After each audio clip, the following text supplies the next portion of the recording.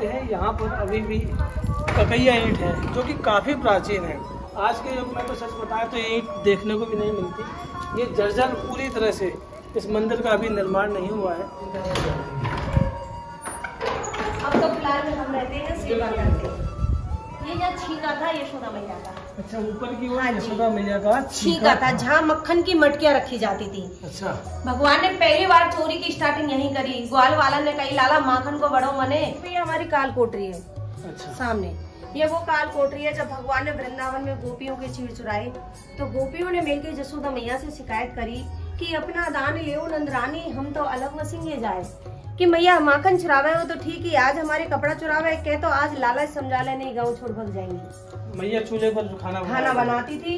तो ये रसोई थी और वो भंडारघर था। अच्छा, तो देखिए जैसा कि यहाँ बताया है कि मैया यहीं पर खाना बनाया करती थी। और यहाँ की जो विशेष बात है कि आज भी कई बार यहाँ यात्री परदेशियों ने पेंट कराने की सोची, लेकिन पेंट के ऊपर जो आप देख रहे हैं, ऊपर मैं दिखा दूं तो वही कालापन है, वही कारोच है जो मैया के चूल्हे से निकलती हुई जो धुआं। सभी भक्तों को राधे राधे। मैं हूँ चंद्र गोस्वामी।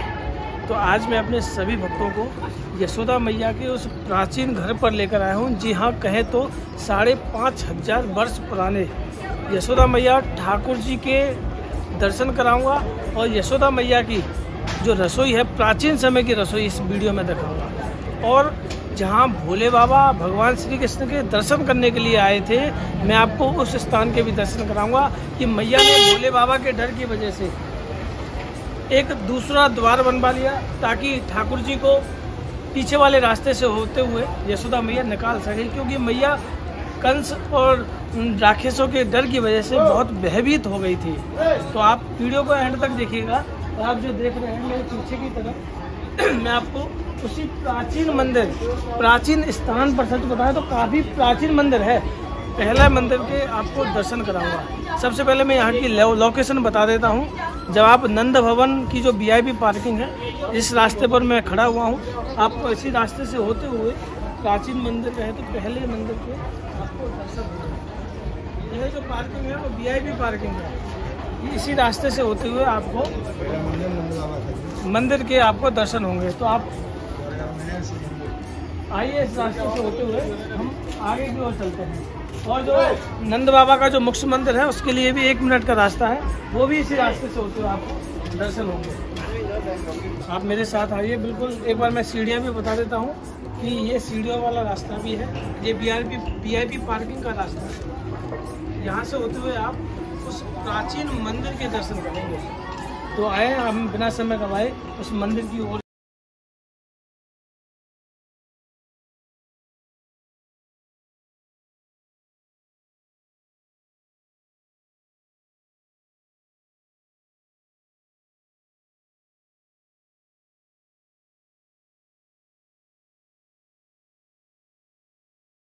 कंस के राक्षस ने अत्याचार किया तो कंस की डर की वजह से नंद बाबा ने गोकुल छोड़ दिया और ये पर्वत पे गांव बसाई नंदे गांव। यहाँ नंद जी को पूरा परिवार है। सर से जो पगड़ी वाले बड़े हैं नंद बाबा, इन्हीं के नाम से ये गांव प्रसिद्ध है, नंदेगाम धाम।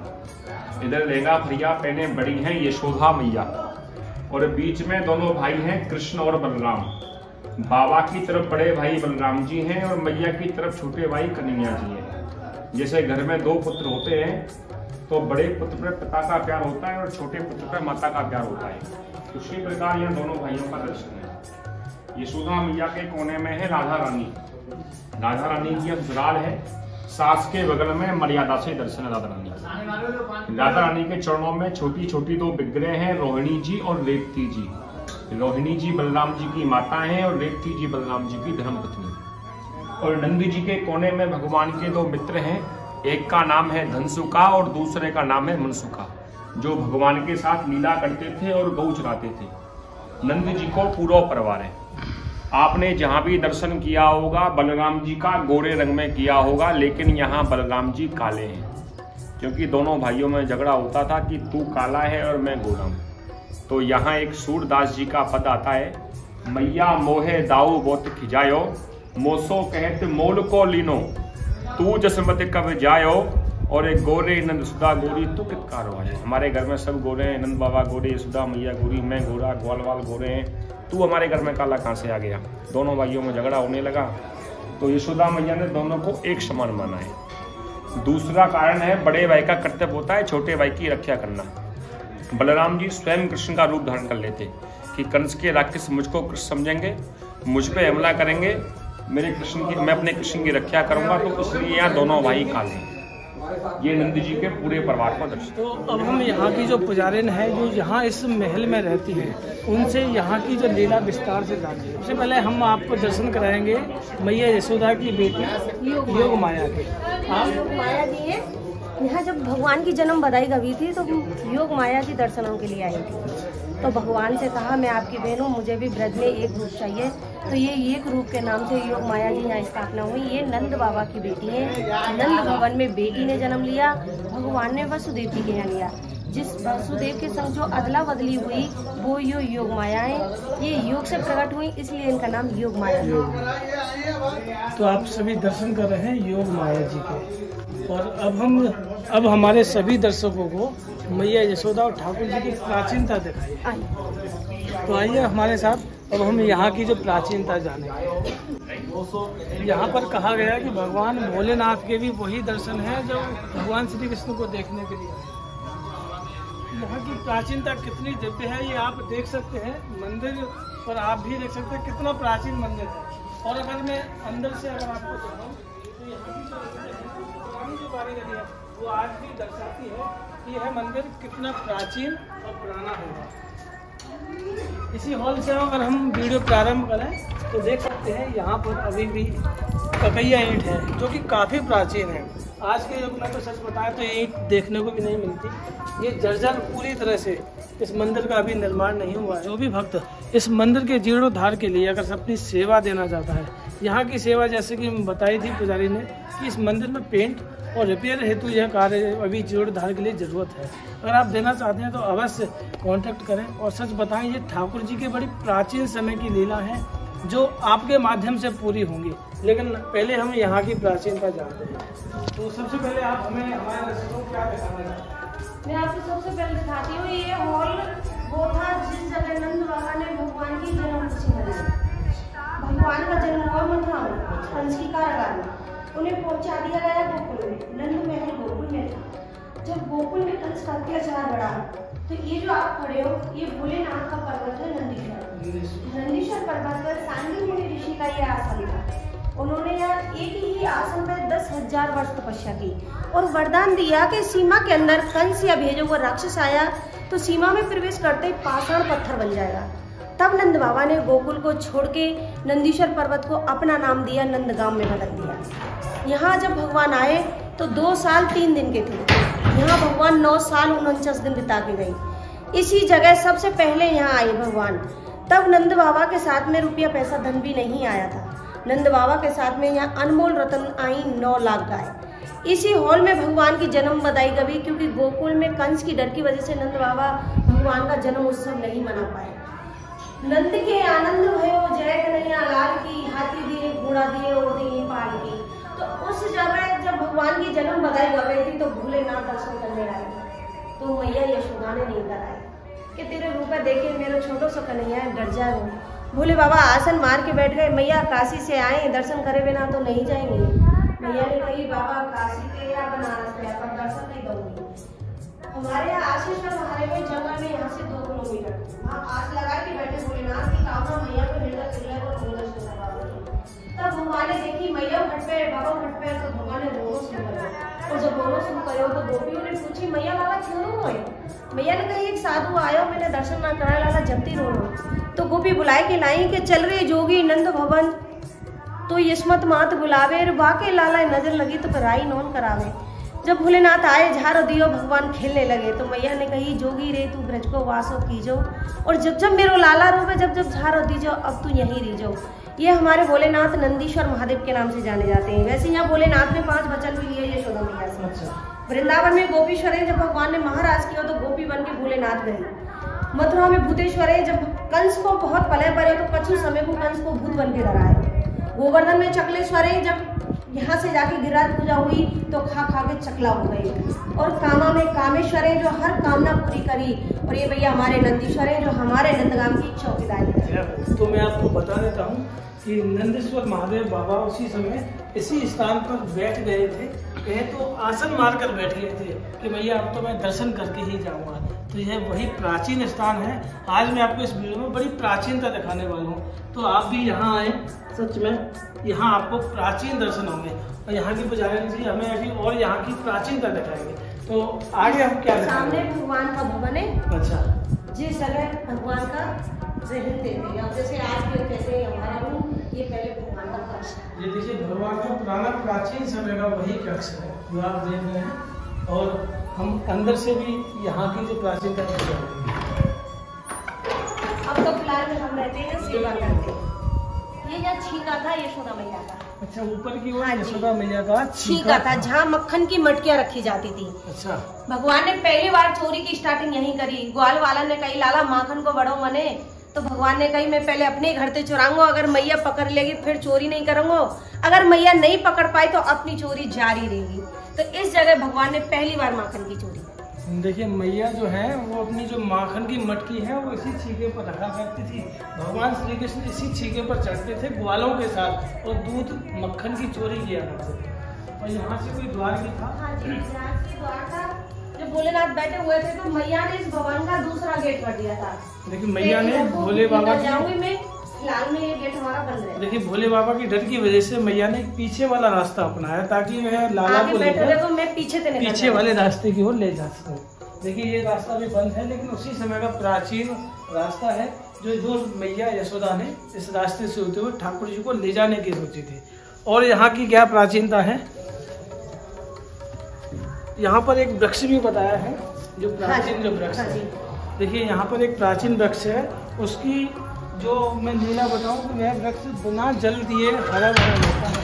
और हम जानेंगे यहाँ की विस्तार से यहाँ की जो लीला है, यह वृक्ष किसका है, क्या यहाँ की लीला है, ये सब आप वीडियो में। ये वृक्ष करील का कहते हैं, करील का वृक्ष है। हाँ जी, ये वृक्ष वो है जिसमें से मैया और लाला प्रकट हुई थी, इसीलिए इस मंदिर का नाम भी यशोदा नंदन पड़ा। यशोदा नंदन। इस वृक्ष में हमारे जैसे मुगल शासन में मूर्तियां नीचे दबा दी गई थी। और जब ये मुगल शासन हटा तो यहाँ वृक्ष के नीचे से यशोदा मैया ने सपना दिया कि मुझे यहाँ से निकालो, मेरी सेवा चालू करो। तो ये वो वृक्ष था जिसमें से मैया यशोदा और हमारे लाला प्रकट हुए। तो इसका पेड़ का नाम है करील।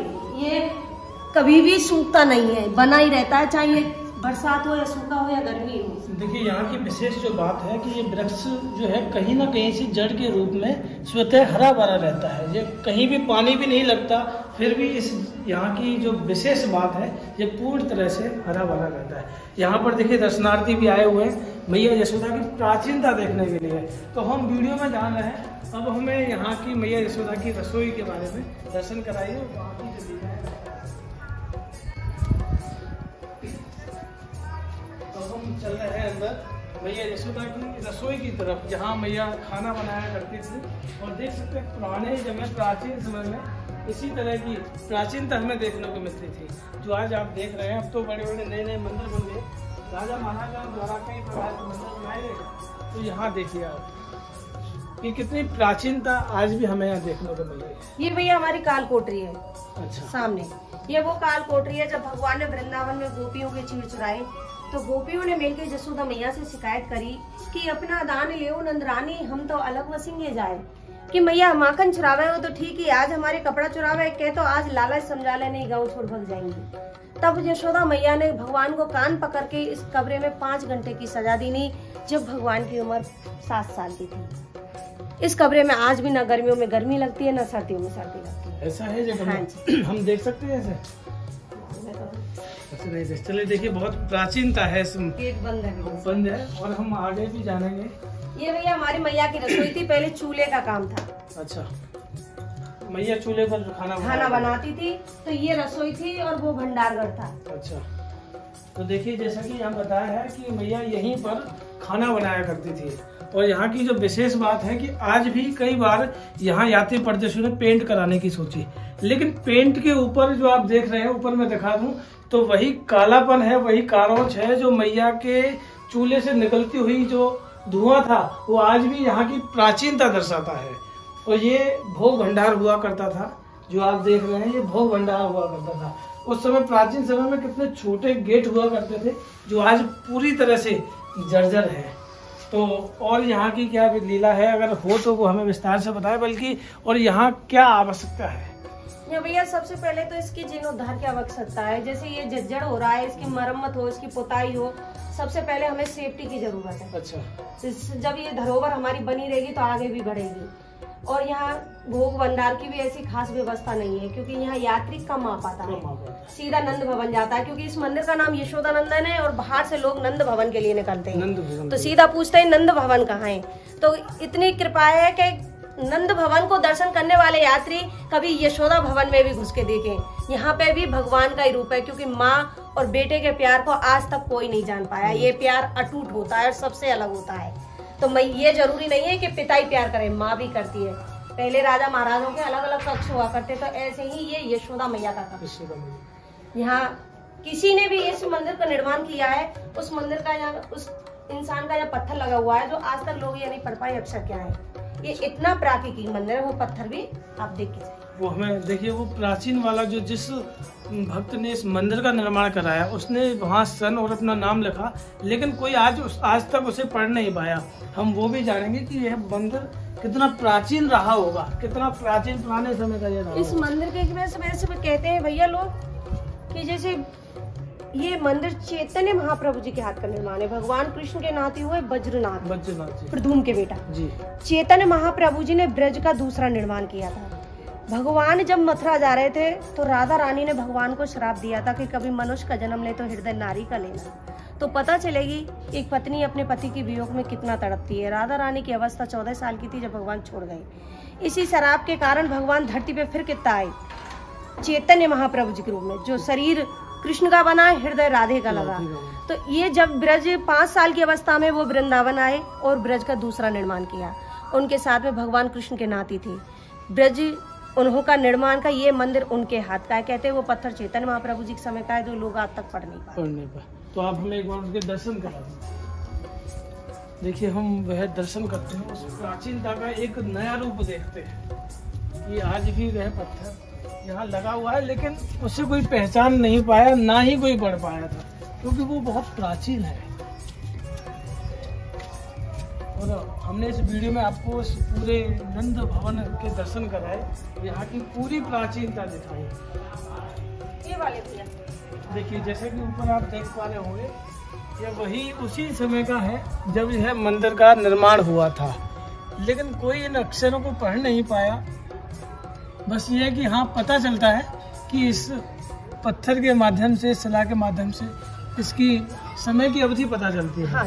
अगर आपके हिसाब से कितनी अवधि हुई होगी इस मंदिर की, कितने वर्ष पुराना मंदिर होगा ये तो बता नहीं सकते, पर लोग कहते हैं ये चैतन्य महाप्रभु जी के समय का पुराने समय का। तो देखिए, बहुत बहुत धन्यवाद, आपने हमें कीमती समय दिया और हमारे सभी दर्शकों को इस मंदिर की प्राचीनता बताई। तो हम सभी भक्तों से मैं यही अनुरोध करना चाहता हूँ कि आप जब भी नंद लाला के दर्शन करने के लिए आएँ तो जरूर यहाँ यशोदा नंदन के भी दर्शन अवश्य करें। और जो भी भक्त इस मंदिर के जीर्णोद्धार के लिए अगर अपनी सेवा देना चाहता है, यहाँ की सेवा जैसे कि बताई थी पुजारी ने कि इस मंदिर में पेंट और रिपेयर हेतु यह कार्य अभी जीर्णोद्धार के लिए ज़रूरत है। अगर आप देना चाहते हैं तो अवश्य कॉन्टैक्ट करें। और सच बताएं, ये ठाकुर जी की बड़ी प्राचीन समय की लीला है जो आपके माध्यम से पूरी होंगी।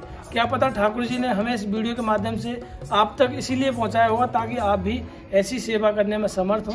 अगर आप समर्थ हों तो ज़रूर इन सेवाओं में अपना हाथ बटाइएगा और ऐसे ही दर्शन करते रहिएगा। सभी भक्तों को राधे राधे। मिलते हैं अगले वीडियो में, बने रहिएगा इसी तरह हमारी वीडियो देखने के लिए। चैनल को सब्सक्राइब करना बिल्कुल नहीं भूलिएगा। सभी को राधे राधे। राधे राधे।